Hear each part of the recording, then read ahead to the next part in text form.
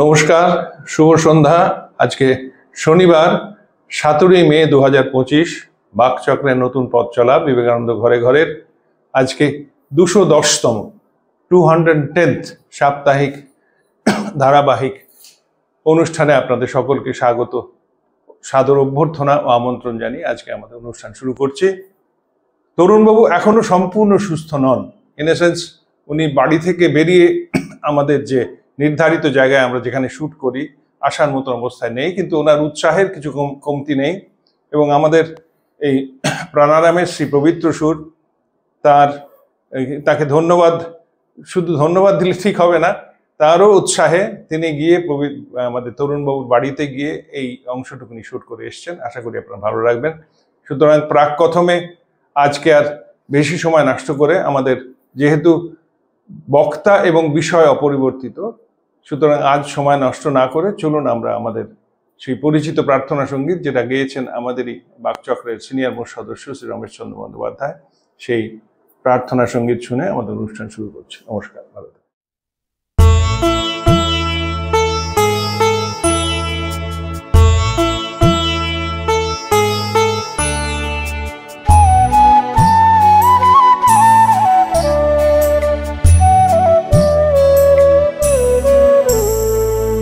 তোমারে করিয়াছি জীবনের ধ্রুবতারা, এ সমুদ্রে আরো কবু হব না গো পথহারা।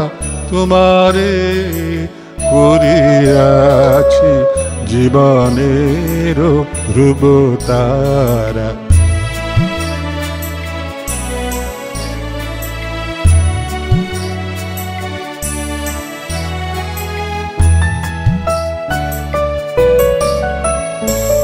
যেথায় আমি যাই না গো তুমি প্রকাশিত থাকো।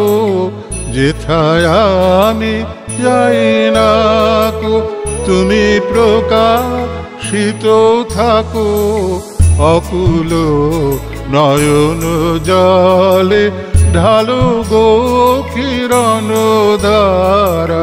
তোমারে করিয়াছি জীবনের ধ্রুবতারা,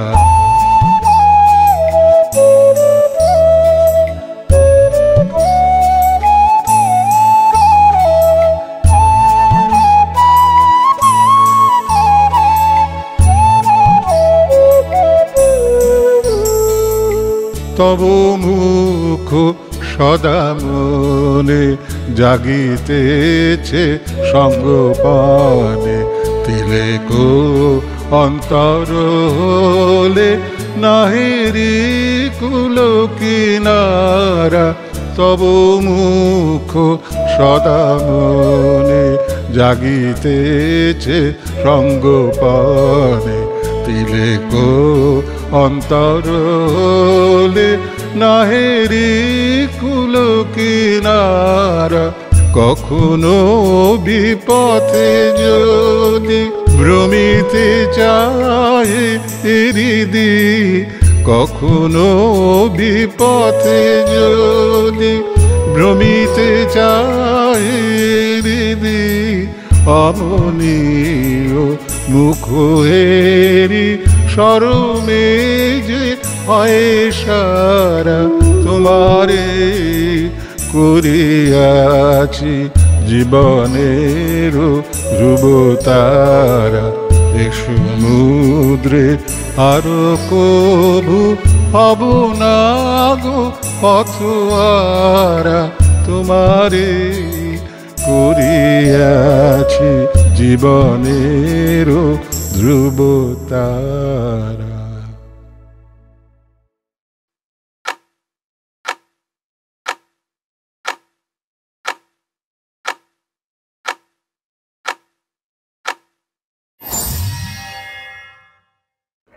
নমস্কার।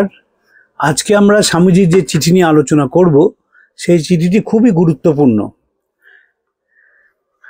আলমোড়া থেকে 9 জুন 1898 সাল স্বামীজি ক্ষেত্রীর মহারাজকে একটি চিঠি লেখেন। সেই চিঠির একদম শেষে স্বামীজি লিখছেন, বেচারা গুডউইন মারা গেছে, জগমোহন তাকে ভালো করে চিনতো।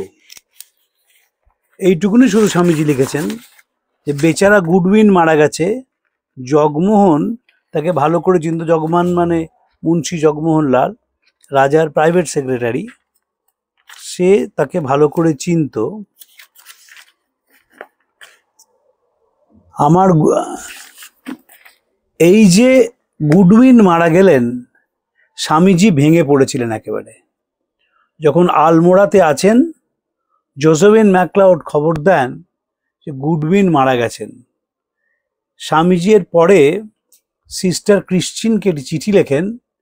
তাতে স্বামীজি লেখেন, I am the blue infinite sky, the clouds may cast over me, but I am the same infinite blue. গুডউইনের মাকে স্বামীজি একটি চিঠি লেখেন, একটি কবিতা লেখেন। সে কবিতাটি গুডউইনের কবরের পাশে রাখা আছে এবং সেখানে বলেন স্বামীজি যে ক্লান্তি কাকে বলে সে জানতো না। আর ক্রিশ্চিনকে লেখেন যে তার মৃত্যুর সঙ্গে সঙ্গে আমার public voice has been stolen. গুডউইনের মৃত্যুতে স্বামীজির এত শোক কেন? স্বামীজিকে আমরা যতটুকুনি পাই তার 90% গুডউইনের জন্যে। 1895 সালে স্বামীজি তখন ইংল্যান্ডে আছেন। বক্তৃতা শুরু হচ্ছে রাজযোগ, জ্ঞানযোগ, ভক্তিযোগ এবং কর্মযোগের। প্রয়োজন হয় একটি দ্রুত শ্রুত লিপিকারের, যিনি শর্ট হ্যান্ড নিতে পারেন। গুডউইন আবেদন করেন এবং চাকরিটি পান। অত্যন্ত সাদামাটা ঘরে গুডউইন থাকতেন।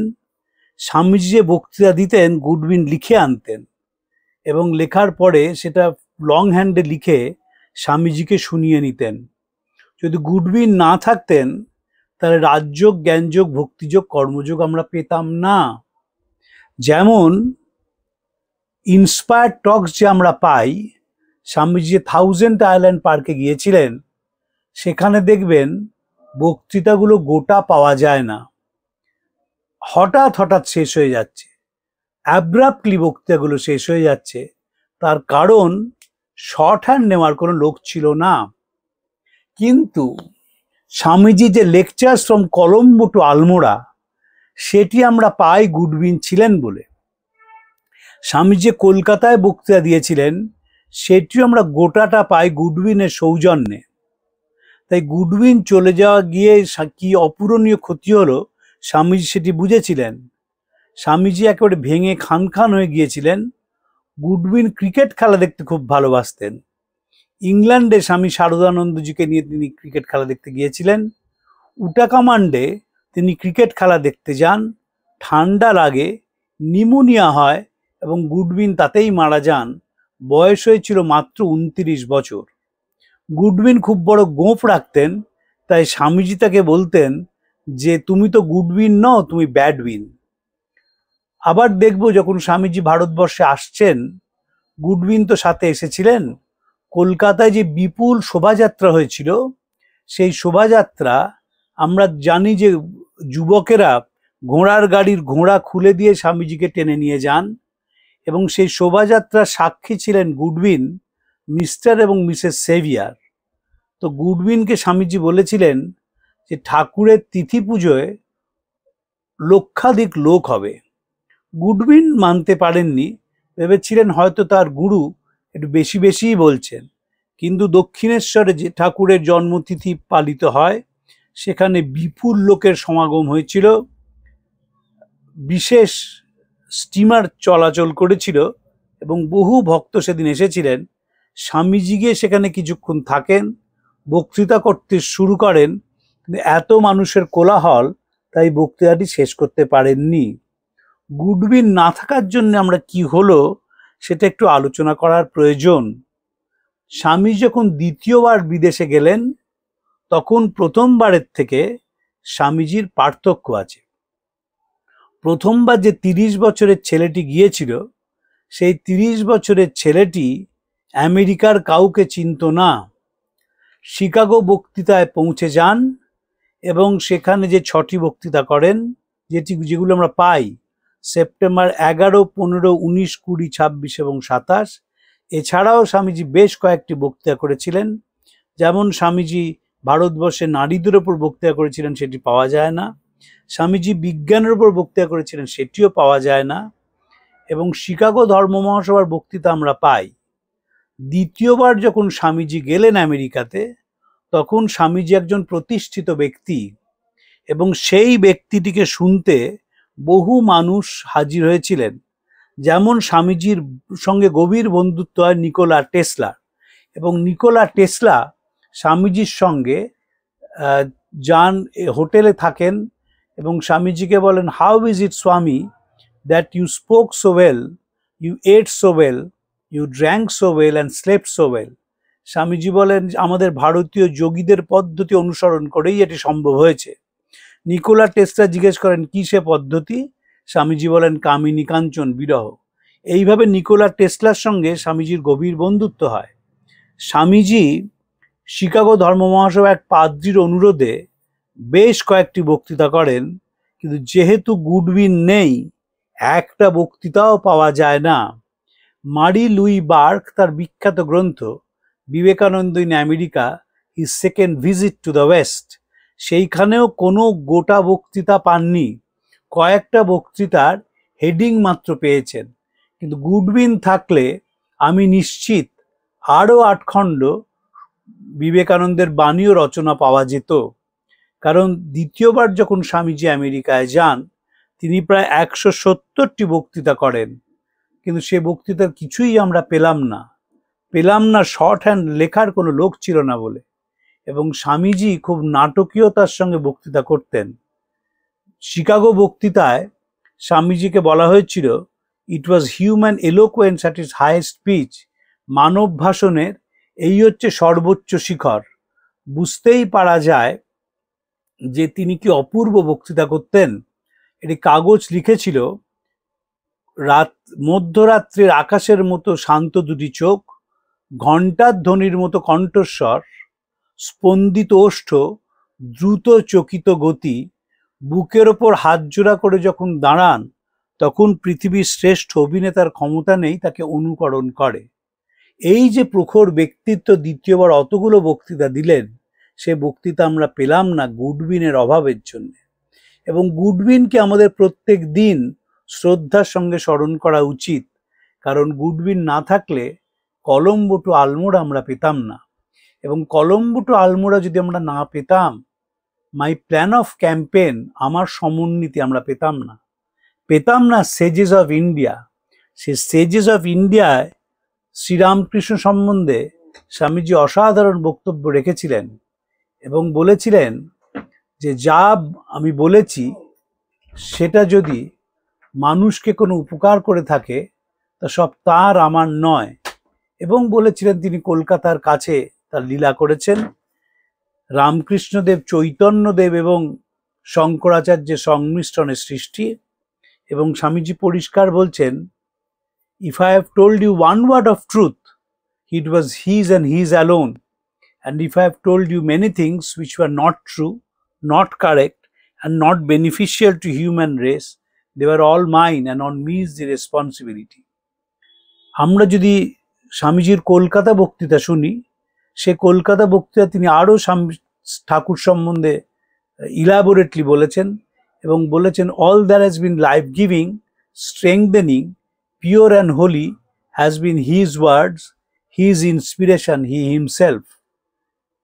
এবং সেখানে বলছেন, if hatred has been coming out of from my lips, if I have told you one word of truth, it was his and his alone, and if I have told you many things which were not true, not correct, and not beneficial to human race, they were all mine, and on me is the responsibility. এই যে শ্রীরামকৃষ্ণের প্রতি শ্রদ্ধাকে তিনি উগড়ে দিয়েছিলেন, সেটি গুডউইনের লেখনী ছাড়া আমরা পেতাম না। গুডউইন অসম্ভব গুণের মানুষ ছিলেন এবং তার সঙ্গে স্বামীজির একটা দুঃখেরও ব্যাপার হয়েছিল। যখন মাদ্রাজে স্বামীজি গিয়েছিলেন, বেশ কয়েকটি মন্দিরে স্বামীজিকে ঢুকতে দেওয়া হয়নি, কায়েস্তের সন্তান এবং কালাপানি পার হয়েছেন বলে। গুডউইন স্বামীজিকে বলেন, চলুন আমরা আমেরিকায় ফিরে যাই, এখানে আমাদের থাকার কোনো প্রয়োজন নেই। সত্যি যদি স্বামীজি ফিরে যেতেন হয়তো আর একটু বেশি বাঁচতেন, কারণ গরমের দেশে স্বামীজির ভীষণ কষ্ট হতো, ডায়াবেটিসের তো ওষুধ ছিল না। কিন্তু স্বামীজি এখানেই থেকে যান, অত্যাচার, নিপীড়ন, অসম্মান সহ্য করে, কারণ তিনি জানতেন যে বুদ্ধর যেমন ভারতবর্ষকে কিছু বলার ছিল, তেমনি স্বামীজিরও গোটা পৃথিবীকে বলার কিছু আছে। সেই পৃথিবীকে বলার জন্যেই তিনি শত কষ্ট সহ্য করেছিলেন। চেয়েছিলেন পৃথিবীতে একটা সমন্বয় সৃষ্টি হোক, বিবাদ নয় সহায়তা, বিনাশ নয় পরস্পরের ভাবগ্রহণ, মতবিরোধ নয় ঐকতান ও শান্তি। এটা কোনো মুখের কথা নয়, স্বামীজির অন্তরের দর্শনের অনুভূতি। স্বামীজি বিশ্বাস করেছেন সেটি, কারণ শ্রীরামকৃষ্ণ শিখিয়েছিলেন যে সমন্বয় ছাড়া কোনো সভ্যতা বাঁচে না। যে কারণে ঠাকুরের কথা বলতে গিয়ে সেজেস অফ ইন্ডিয়া স্বামীজি বলছেন, one Shankara had a great head, the other Chaitanya a large heart, and the time was ripe for one to be born, who in one body would have the brilliant intellect of Shankara and the wonderfully expansive infinite heart of Chaitanya. One who would see God in every being, and whose heart would weep for the poor, for the outcast, for the downtrodden, for everyone in this world, not only in India, but outside India, and bring a universal harmony of thought into existence. এই যে সব মানুষের জন্য কাঁদা, মানুষের জন্য ভাবা, এটি তো শ্রীরামকৃষ্ণের শিক্ষা। তাই বলছেন তিনি একটা ইউনিভার্সাল হারমোনি অফ থট আনতে চেয়েছেন। রোমারোলাকে আমরা দেখব, তিনি যখন লিখছেন স্বামীজির ওপর, তখন বলছেন যে 2 persons have earned my respect. তারা কারা? ঠাকুর এবং Swamiji, because with unqualified power they realize this wonderful harmony of universal existence. এই যে অনুভব করেছিলেন তারা মানব আত্মাকে, সেই জন্যই রোমারোলা বলছেন তারা আমার সম্মান আদায় করে নিয়েছেন। আমরা দেখব যখন তিনি ঠাকুর সম্বন্ধে বলছেন, সেইখানে তিনি বলছেন যে পৃথিবীর মানুষ নিদ্রা ত্যাগ করেছে, আমার কাজ হচ্ছে তাদের ওষ্ঠগুলোকে যা শুকিয়ে গেছে রামকৃষ্ণের অমৃত দিয়ে ভরিয়ে দেওয়া। স্বামীজিও বিশ্বাস করেছেন যে ঠাকুরের কথা ছড়িয়ে দিতে পারলে জগতে শান্তি প্রতিষ্ঠিত হবে। নিবেদিতাকে বলছেন, তুমি যেমন করে খুশি পড়াও, তুমি ভূগোল পড়াও, বিজ্ঞান পড়াও, কিন্তু সাথে সাথে রামকৃষ্ণ পড়িও। আবার দেখব শরৎচন্দ্র চক্রবর্তীকে মৃত্যুর আগে বলে যাচ্ছেন, যদি আমার আশীর্বাদে কোনো উপকার হয় তোমায় বলছি, শ্রীরামকৃষ্ণ তোমায় কৃপা করুন, এর থেকে বড় আশীর্বাদ আমি জানি না। শ্রদ্ধাবান হও, বীর্যবান হও, আত্মজ্ঞান লাভ করো এবং পরহিতায় জীবনপাত করো, এই আমার একান্ত ইচ্ছে ও আশীর্বাদ। কিন্তু সব জায়গায় তিনি শ্রীরামকৃষ্ণকে জুড়ে দিয়েছেন। কারণ হচ্ছে তিনি দেখেছিলেন যে এই মানুষটি যে শিক্ষা, এই শিক্ষা সভ্যতাকে ঋদ্ধ করতে পারে। ঠাকুর কি শেখালেন? দুটো জিনিস শেখালেন, যে জীবনে সহজ সরল হতে হবে, আর শেখালেন সময়ের সমন্বয়টাই মূল কথা। সেদিন সমাজে গেছলুম, দেখলুম সবাই একঘেয়ে, যে সমন্বয় করতে পারে সেই লোক। এই সমন্বয়ের বাণী ঠাকুর দিয়েছিলেন বলে তিনি এখন জগৎময় সম্মান এবং শ্রদ্ধা পাচ্ছেন। স্বামীজি সেই কাজটি এগিয়ে নিয়ে গিয়েছিলেন এবং স্বামীজির কাজে যারা সহায়তা করেছেন অবশ্যই গুডউইন তাদের অন্যতম। মনে রাখতে হবে, স্বামীজি সবকটি পাশ্চাত্যের বক্তৃতায় ইংরেজিতে দিয়েছেন। রাজযোগ, জ্ঞানযোগ, ভক্তিযোগ এবং কর্মযোগ সব কিন্তু ইংরেজিতে বলা।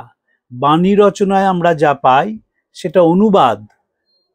Lectures from Colombo to Almora পুরোটাই কিন্তু ইংরেজিতে। ভারতে বিবেকানন্দ তার বাংলা অনুবাদ। ফলে এই যে ইংরেজির কাজ মানুষকে পৌঁছে দেওয়া, ইংরেজি তো আন্তর্জাতিক ভাষা, এবং বিবেকানন্দের এই যে বিপুল জনপ্রিয়তা দিন দিন বেড়ে চলেছে। রুথ হ্যারিস তাকে বলছেন গুরু টু দ্য ওয়ার্ল্ড। সেই বিবেকানন্দকে যদি হাতের মধ্যে পেতে হয় তাহলে গুডউইনের মাধ্যমে পেতে হবে। যখনই কলম্বো টু আলমোড়া ছোঁয়া যায়, বা যখনই স্বামীজির রাজযোগ, জ্ঞানযোগ, ভক্তিযোগ, কর্মযোগ ইংরেজিতে পড়া যায়, সেই বইটি ছুঁলেই আমরা আসলে গুডউইনকে ছুঁই। গুডউইন সে বইয়ের প্রত্যেকটি পাতার মধ্যে রয়েছেন। গুডউইনের শ্রদ্ধা, গুডউইনের ভালোবাসা, গুডউইনের স্বামীজির প্রতি আনুগত্য, গুডউইনের সীমাহীন কর্মপ্রীতি সব মিলেমিশে একাকার হয়ে গেছে। তাই গুডউইন চলে যাওয়ার পর স্বামীজি লিখেছিলেন তার মাকে, ক্লান্তি কাকে বলে সে জানতো না। খুব যে অর্থ অনেক টাকা মায়না পেত তাও নয়, সাধারণ বেতন, কিন্তু নিরলস পরিশ্রম করে গেছে তার গুরুর জন্যে। এবং স্বামীজি তাই বলছেন ক্লান্তি কাকে বলে সে জানতো না। বিবেকানন্দ সবসময় চাইতেন যে তার চেলারা কর্মের মধ্যে দিয়েই জীবনটাকে উপলব্ধি করুক। স্বামী বিরজানন্দকে চিঠি লিখেছিলেন, তোর জন্য আমি ঠাকুরের কাছে রোজ প্রার্থনা করি তুই আমার মতন খেটে খেটে মরে যা। আমরা জানি স্বামীজি সেই বিখ্যাত চিঠি নিবেদিতাকে লেখা মৃত্যুর 2 মাস আগে, এত কাজ করতে হয় যে বুঝতে পারি না কেমন আছি, আর বুঝতেই যখন পারি না তখন ধরে নিতে হবে আমি ভালো আছি। এই যে কর্মের মধ্যে দিয়ে জীবনকে উপলব্ধি করা, এটি বিবেকানন্দের শিক্ষা। ভারতবর্ষে কর্মযোগ সম্বন্ধে শ্রী ভগবান গীতায় বলেছেন, উপনিষদে বলা আছে, কিন্তু বিবেকানন্দের মতন এইভাবে কর্মের ওপর আর কেউ জোর দেননি। বলছেন এমন হতে পারে আমি হয়তো বুঝবো এই দেহের বাইরে যাওয়া বা এই দেহকে জীর্ণ বস্ত্রের মতো পরিত্যাগ করাই আমার পক্ষে হিতকর, কিন্তু আমি কোনোদিন কর্ম থেকে ক্ষান্ত হব না। যতদিন না পৃথিবীর মানুষ ঈশ্বরের সাথে একত্ব অনুভব করছে, ততদিন আমি সর্বত্র মানুষের মনে প্রেরণা যোগাতে থাকবো। এবং স্বামীজির প্রেরণা কি? নিবেদিতাকে একটি চিঠির মাধ্যমে বলেছিলেন, জগৎ যন্ত্রণায় পুড়ে খাক হয়ে যাচ্ছে, তোমার কি নিদ্রা সাজে? স্বামীজির কর্ম মানে হচ্ছে যাদের মুখে আলো নেই তাদের আলো পৌঁছে দেওয়া, শিক্ষা পৌঁছে দেওয়া, স্বাস্থ্য পৌঁছে দেওয়া, বাসস্থানের ব্যবস্থা করা এবং অন্নের ব্যবস্থা করা। নিবেদিতাকে বলছেন আমার কাজ কোনো ধর্মমত প্রচার করা নয়, দেশের মানুষ যাতে দুবেলা খেয়ে পড়ে বাঁচতে পারে সেই ব্যবস্থা করা। জামশেদজি টাটাকে বলেছিলেন আমাদের আরও কলকারখানা বানাতে হবে, কারণ যাতে আমাদের দেশের মানুষ উৎপাদন বাড়াতে পারে, তাদের ক্রয় ক্ষমতা বাড়াতে হবে, যাতে তারা দুবেলা ভরপেট খেয়ে বেঁচে থাকতে পারে। যে মানুষের প্রতি শ্রদ্ধা, মানুষের প্রতি ভালোবাসা, এবং সেটাই ধর্ম। ওয়ার্ক অ্যান্ড ওয়ার্শিপ নয়, ওয়ার্ক ইজ ওয়ার্শিপ, কর্মই ধর্ম। এই লেখাগুলো জীবন্ত হয়ে ওঠে স্বামীজির বাণী, স্বামীজির লেখা গুডউইনের মাধ্যমে। তাই গুডউইনকে আমাদের সম্মান জানাতেই হবে, আমাদের শ্রদ্ধা জানাতেই হবে। ক্ষেত্রীর মহারাজাকে তিনি 1 লাইন লিখেছিলেন বটে, বেচারা গুডউইন মারা গেছে, কিন্তু ক্রিশ্চিয়ানকে যে চিঠি লিখেছিলেন সেটি সাংঘাতিক চিঠি। সেখানে স্বামীজি বলছেন, I am the blue infinite sky, the clouds may cast over me, but I am the same infinite blue. আমি নীল আকাশের মতন, মাঝে মাঝে সেখানে মেঘ জমে, কিন্তু আমি সেই এক নীল আকাশ। এই যে এক নীল আকাশ আমি কখন থাকতে পারি? যখন আমার ভেতরটা কর্মের দ্বারা উৎসাহিত, কর্মের দ্বারা প্রাণিত। শ্রীরামকৃষ্ণ সেটাই শিখিয়েছিলেন। যখন তিনি বৈষ্ণব দর্শন নিয়ে আলোচনা করছেন তখন বলেছিলেন যে শিব জ্ঞানে জীব সেবা। স্বামীজি শারদানন্দজিকে বলেছিলেন, শারদানন্দজি লিখছেন যে ঘর মধ্যে কথাটি শুনলো সবাই, বুঝলো কেবল নরেন্দ্রনাথ, এবং বললো যদি ঈশ্বর কোনো দিন দেন তবে তিনি এটিকে কাজে পরিণত করে ছাড়বে। পুরো জীবনটাই স্বামীজির কাজ, এবং কাজের মধ্যে দিয়েই মুক্তি, কাজের মধ্যে দিয়েই ভক্তি, কাজের মধ্যে দিয়েই সব। এটি চিঠিতে স্বামীজি লিখছেন যে আমাদের কাজ করে যেতে হবে, ও মুক্তি ফুক্তি কিছু নেই। স্বামী ব্রহ্মানন্দকে বলছেন রেখে দে তোর জব তপ ফিলোসফি, সারা জীবনে একটা সত্য শুধু বুঝেছি, পৃথিবীতে একজনের মনে একদিনের জন্য যদি শান্তি আনতে পারিস তবে সেটাই সত্যি, বাকি সব ঘোড়ার ডিম। আবার লিখছেন ব্রহ্মানন্দজিকে, গরুতে মিথ্যে কথা কয় না, দেয়ালে চুরি করে না, বিগ্রহ ব্যভিচার করে না, তুমি 8 ঘন্টা নাড়ো, 4 ঘন্টা জপ করো, মধু তাতে কি এসে যায়, ওই যে কাজ মুর্শিদাবাদ কিনে নেওয়া হলো। স্বামী অখণ্ডানন্দজি 15ই মে 1897 মুর্শিদাবাদ জেলার মহুলা গ্রামে অনাথ আশ্রম প্রতিষ্ঠিত করেন, এবং সেই অনাথ আশ্রমের মাধ্যমে তিনি নিরলসভাবে অনাথ শিশুদের সেবা করে যান। স্বামীজি এটিকে পূর্ণভাবে সমর্থন করেছিলেন। তাই বলছেন ওই যে কাজ মুর্শিদাবাদ কিনে নেওয়া হলো। স্বামীজির গোটা জীবনই আমরা দেখব তিনি কর্মকে অন্যভাবে ব্যাখ্যা করেছেন। কর্মের মধ্যে যেন হৃদয় থাকে। একটি জায়গায় বলছেন স্বামীজি যে একটা কোনো ভাবকে নিয়ে গোটা জীবন কাটাও, এমনভাবে সেই ভাবটিকে গ্রহণ করবে যেন তোমার রক্তমজ্জে হাড়ে সেই ভাবটি মিশে যায়। যখন তিনি শিক্ষার কথা বলছেন তখন বলছেন যে এডুকেশন ইজ রিয়েলাইজেশন, অনুভূতি হচ্ছে শিক্ষা। আবার বলছেন এডুকেশন ইজ নার্ভাস অ্যাসোসিয়েশন, একদম রক্তমজ্জা হাড়ে মিশে গেছে শিক্ষা। সেই শিক্ষাটা কি? আমি এবং আমার পাশের মানুষ স্বরূপত এক। অদ্বৈত বেদান্ত যে কাজের কথা বলে, কর্মযোগ যে কাজের কথা বলে, স্বামীজি সেটিকে বড় সহজ করে আমাদের সামনে তুলে ধরেছেন। ইটি স্টার্ডিকে চিঠি লিখেছিলেন, আমার কাজ হচ্ছে বেদান্তের শুষ্ক ভাবনাগুলোকে ভালোবাসা দিয়ে মোলায়েম করে তার সঙ্গে সুতীব্র কর্মের মশলা মিশিয়ে যোগের পাকশালায় রন্ধন করে আমি এইভাবে তা প্রচার করতে চাই যাতে একটি শিষ্য তা হজম করতে পারে। এই যে স্বামীজির কথা, এই কথার একেবারে ভগীরথের মতো, ভগীরথ যেমন গঙ্গা নিয়ে এসেছিলেন, তেমনি বিবেকানন্দকে মানুষের মধ্যে প্রতিষ্ঠা করেছিলেন গুডউইন। একথা বললে একটু অত্যুক্তি হবে না। আমেরিকায় স্বামীজি বক্তৃতা দিলেন, থাউজেন্ড আইল্যান্ড পার্কে বললেন, শিকাগোয় বললেন, তারপর তার মূল কাজের কেন্দ্রবিন্দু ছিল ইংল্যান্ড, এবং সেই ইংল্যান্ডের কাজ গুডউইনের হাত ধরে হয়েছিল। গুডউইন স্বামীজির বক্তৃতা খুব মন দিয়ে শুনতেন, শর্ট হ্যান্ডে নোট নিতেন, লং হ্যান্ডে লিখে স্বামীজিকে দেখাতেন, স্বামীজি কারেক্ট করে দিতেন, তারপর সেটি ছাপানো হতো। স্বামীজি বেদান্তের ওপর একটি ছোট বইও লিখেছিলেন, কিন্তু তখনকার নিয়ম ছিল পাবলিশাররাই হবে বইয়ের মালিক, তাই সেই বই একটিও পাওয়া যায় না, পাবলিশাররাই সেই বইটি নিয়ে নেয়। কিন্তু আমরা সেই স্বামীজির লন্ডনে বিবেকানন্দ পড়লে জানতে পারি যে স্বামীজি কিভাবে সেই পাবলিশারের কাছে যেতেন, প্রেসে যেতেন, এবং বই যেন নিখুঁত হয় সেই ব্যাপারে স্বামীজির নজর ছিল। আমরা দেখব যখন উদ্বোধন পত্রিকা বেরিয়েছে বা প্রবুদ্ধ ভারত বেরিয়েছে, স্বামীজির সবসময় নজর ছিল যেন পত্রিকাটিতে কোনো বানান ভুল না থাকে, যেন নিখুঁত হয়। তেমনি গুডউইনের লেখা, যখন গুডউইন লিখেছেন সেই বক্তৃতা যেন কোনো ফাঁক না থাকে, সেইভাবে স্বামীজি গুডউইনের লেখা দেখে দিতেন এবং পরে সেটি ছাপানো হয়েছিল। কলম্বো টু আলমোড়া নিঃসন্দেহে একটি মোটা বই, এবং এই বই পড়তে আমাদের ভয় লাগে, কিন্তু যদি একটু মন দিয়ে পড়া যায় তাহলে দেখা যায় এই বইয়ের প্রত্যেক পাতায় বিবেকানন্দের দর্শন ছড়িয়ে আছে। তিনি আমাদের কাছে কি চান, তিনি ভারতবর্ষের কাছে কি চান, তিনি ভারতবর্ষকে কি দেবেন, একেবারে পরিষ্কার ভাষায় বলেছেন। স্বামীজির ক্ল্যারিটি অফ থট ছিল দেখবার মতন। যেমন বলছেন স্বামীজি, আগামী 50 বছর দেশমাতা তোমার একমাত্র দেবী হন, বাকি সব অকেজ দেবতা এখন ফেলে রাখলেও চলবে। সব দেবতা ঘুমাচ্ছেন, একটি দেবতা জেগে আছেন, তিনি তোমার দেশ, তিনি তোমার স্বদেশ, তার কান এবং হাত সর্বত্র বিস্তৃত। এটি আমরা পেতাম না গুডউইন ছাড়া। গুডউইনের কথা কেউ মনেই রাখে না। যারা স্বামীজির বই পড়েন, আমি তাদের কাছে অনুরোধ করব যে স্বামীজির বই যখন পড়বেন তখন গুডউইনের জন্য এক ফোঁটা চোখের জল ফেলবেন।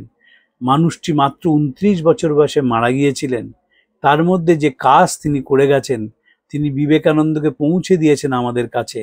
তিনি না থাকলে ইংরেজিতে বিবেকানন্দ যা লিখেছেন আমরা পেতাম না, এবং পেয়েছি বলেই আগামী প্রজন্ম প্রাণিত হয়েছে, পেয়েছি বলেই বিপ্লবীরা বিবেকানন্দ পড়ে জেগে উঠেছিলেন, পেয়েছি বলেই সুভাষচন্দ্র বোস বলেছিলেন বেঁচে থাকলে নিঃসন্দেহে তিনি আমার গুরু হতেন। বাণী রচনার কয়েকটা পাতা উল্টিয়ে তিনি বলেছিলেন, এমন বই আমি খুঁজছিলাম, মনে হলো যে এই বইয়ের জন্য কতদিন অপেক্ষা করে আছি। আরেকটি জায়গায় বলছেন যে আমার গুরু বেণীমাধব দাস, তিনি আমাকে সব শিখিয়েছিলেন, কিন্তু শেখাননি একটি আদর্শের জন্য গোটা জীবন কাটানো যায়। বিবেকানন্দ সেইটি সুভাষচন্দ্রের মাথায় ঢুকিয়ে দিয়েছিলেন। তাই দেখব সুভাষচন্দ্র বিবেকানন্দের মানসপুত্র, এবং বিবেকানন্দ যেভাবে দেশ গড়ার কথা বলেছেন, সুভাষচন্দ্র সেইভাবে দেশ গড়তে চেয়েছেন। আমাদের দুর্ভাগ্য যে আমরা তাকে পেলাম না। অমলেশ ত্রিপাঠী তার একটি বক্তৃতায় গোলপার্ক রামকৃষ্ণ মিশনে বলেছিলেন যে ভারতবর্ষের দুর্ভাগ্য যে অরবিন্দ ঘোষ মূল স্রোত থেকে সরে গেলেন, সুভাষ বোস হারিয়ে গেলেন, এবং বিবেকানন্দ কম বয়সে মারা গেলেন। যদি বিবেকানন্দ আরও বাঁচতেন তিনি ভারতবর্ষকে অনেক কিছু দিতে পারতেন। এবং তার যে ভারতবর্ষের স্বপ্ন, সেই স্বপ্নটিকে বাস্তবে রূপায়ণ করার আরও কতগুলো মতবাদ আমরা পেতাম, এবং অনুসরণ করলে ভারতবর্ষ অবশ্যই এর নতুন দেশ হিসেবে নিজেকে প্রতিষ্ঠা করতে পারত।